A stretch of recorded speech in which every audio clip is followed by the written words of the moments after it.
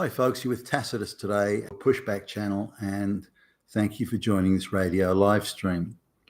In this essay, I'd like to talk about, there's a number of media articles are doing arounds, and it's closely coordinated as most media campaigns are these days. I've seen them in Canada, Britain, Australia, and the United States. So with not a whole lot of difference in the articles, but basically the argument is, or what they're asserting is, that women are making up between 60 and 65% of all the big success stories, whether it be in education or in executive promotion or achievements in science or any of that sort of stuff. So pretty much any achievement today is 2 out of 3 instances are involving women, and more than half the major achievements among men involve non-white men. So non-white males, really, which is the globalist intention to crush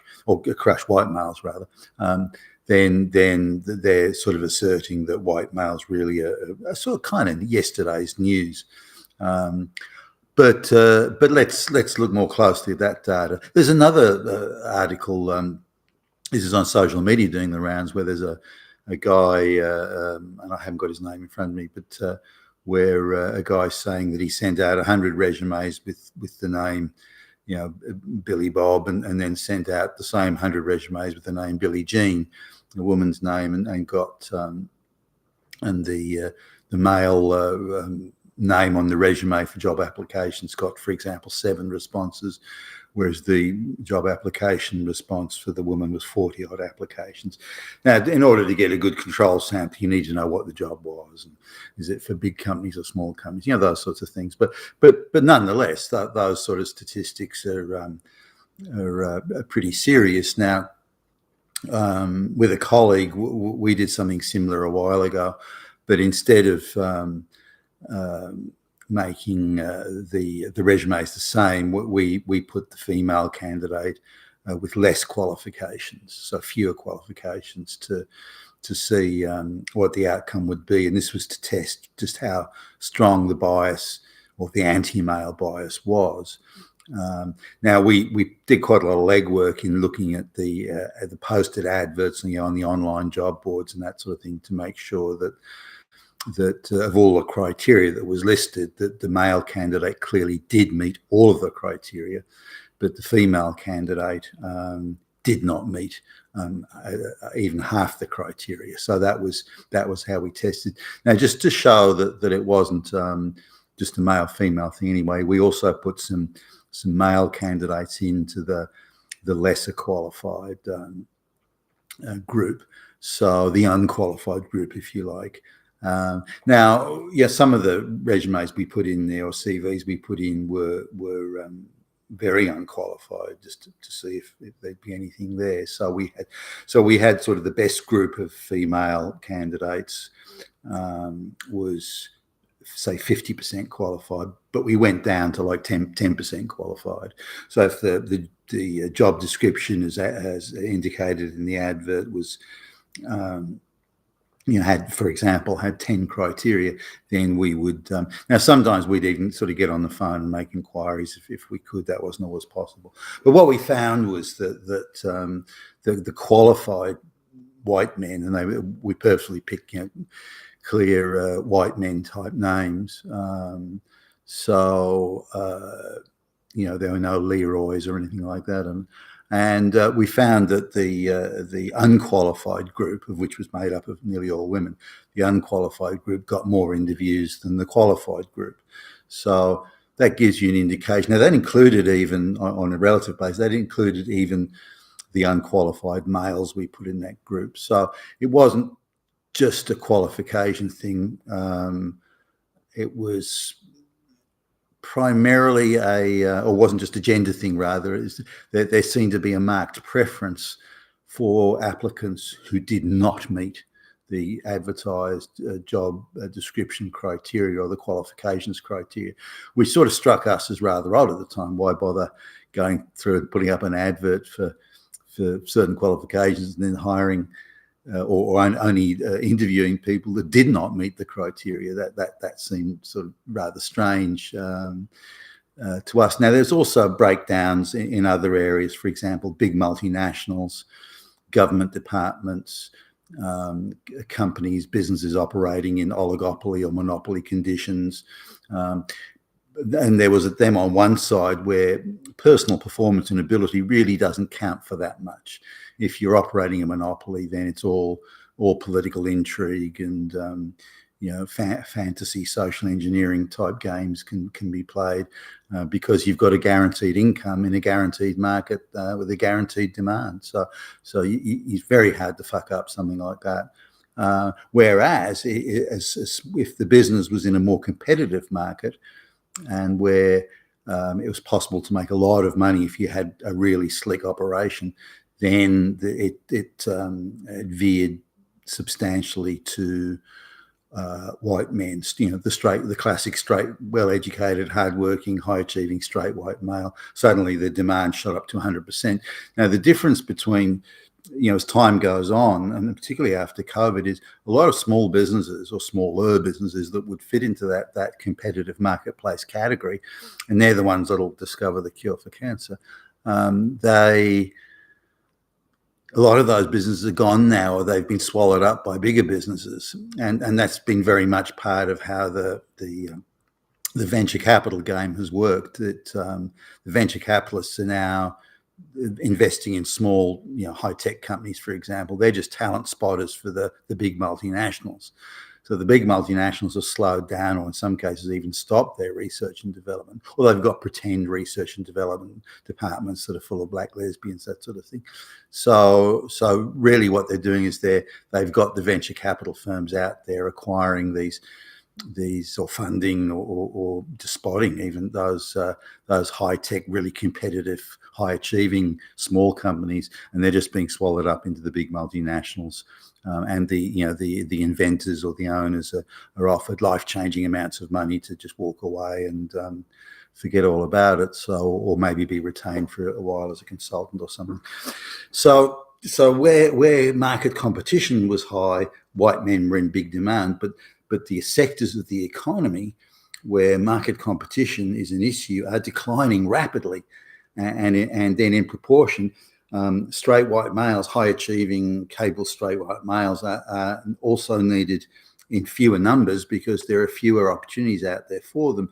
The remaining opportunities are more like, the fucking Soviet Union or the communist organizations where everything is ideology and petty politics and that sort of stuff, which invariably favors low achievers and people of low capacity. So, which then means women and minorities generally. So that's another change that's occurring.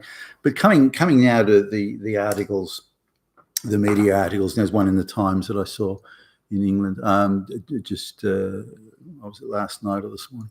And this article was saying that 60 or 62% or whatever it was of college students now, university students, are women, and 38% or 39% are male. So that's a really bad thing, and we don't want all these disaffected males running around because invariably they'll all become Hitler, and they'll cause us problems down the track. So we need to do something about them.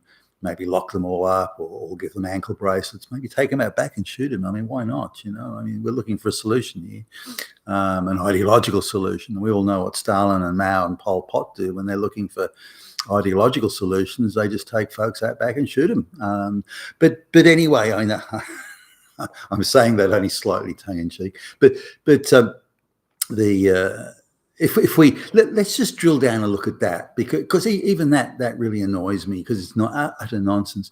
That if we take out the soft university degrees that were specially made in order to get more minorities into universities.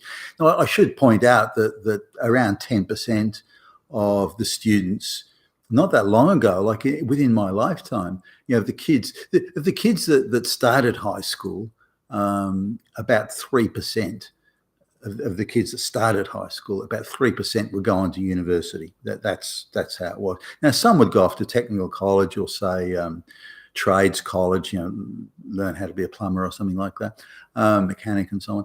But in terms of the higher learning courses, university, as 3% would go on. Of those, about a third would drop out. It's just too hard. The work was too hard. They couldn't hack it. And so that left just slightly under 2%. Now, those that went on to PhDs, they were so rare as you just like if you met a PhD in your lifetime, it was that was it once. And so PhDs were treated with godlike reverence back in the time. There were just so few of them, and the education required or the study and the work required to get a PhD was just so rigorous that very few had the brains or the willpower or the dedication and determination to see it through anyway. So it's a very, very small thing. Now, PhDs now are just a dime a dozen. Everywhere you look, you see PhDs. So the education structure has changed. So instead of 3% of the kids who started high school going through to university, in some countries now it's as high as 60%. Or in the US, depending on which state you're in, 30 to 45% of kids are going through to university. So it's gone from 3% to, so it's increased by 10, 15 times. So what, are kids 10 or 15 times smarter than they were years ago? No, of course they're not. So standards have been lowered. So we can accept, in order to get more women and minorities in university, standards have been lowered and lowered substantially. So we can kick off with that one. The next thing is the amount of soft courses that have been introduced into university. Courses that didn't exist, 25, 30 years ago. They're now everywhere. Degree in interpretive dance, gender studies, queer theory degrees, African American studies, African American music studies, African American cultural studies. There's an endless amount, peace studies. There's an endless amount of soft degrees when nobody fails. Like even degrees like human resource administration and communications management. Now that's a soft. Girlies, young girls love that course. I mean, it's like 90% female, 10% gay men, and so they go into that in droves. And again, it's all these nobody fails degrees. Everyone gets a degree. Everyone gets a participation trophy in the form of a degree. So now, if you take out those courses or the student numbers studying those soft courses that were created especially so they could boost minority numbers, if you take those students out, then it goes from 65% of, or thereabout, between 60 and 65% of students being female. Suddenly it drops to half that. And suddenly men are now 70% of college, or boys are now 70% of college students. So this is a huge difference here in just that alone. That really the bulk, by far and away, the bulk of the female and minority students are studying these soft degrees, and there's a much lower proportion of men or boys that study that soft degrees. So in reality, there's no the percentage of men that are going on to study at university has increased somewhat, but the real growth in student numbers has come from young women and minorities studying soft courses. There's easily 85% of minority students are waved through that they and in any sort of rigorous educational environment they wouldn't make it. They'd never get into university. So you take those out and straight away you've got the numbers.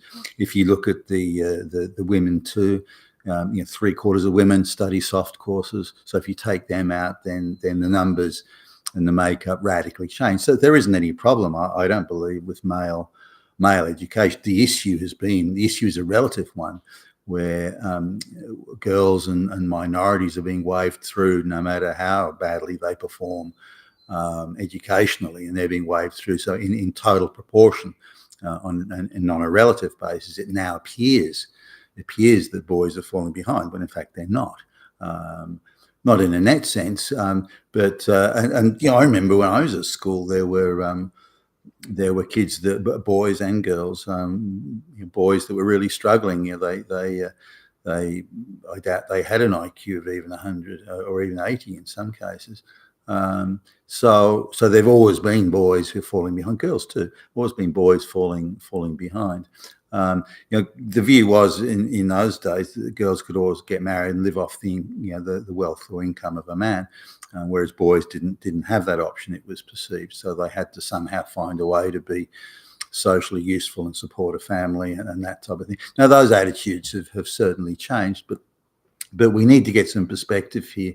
Standards have been educational standards have been radically lowered so as to ensure that girls and minorities are just again waved through and gifted positions in senior high school and university, and the soft courses that universities have created that are nearly all populated by women and minorities.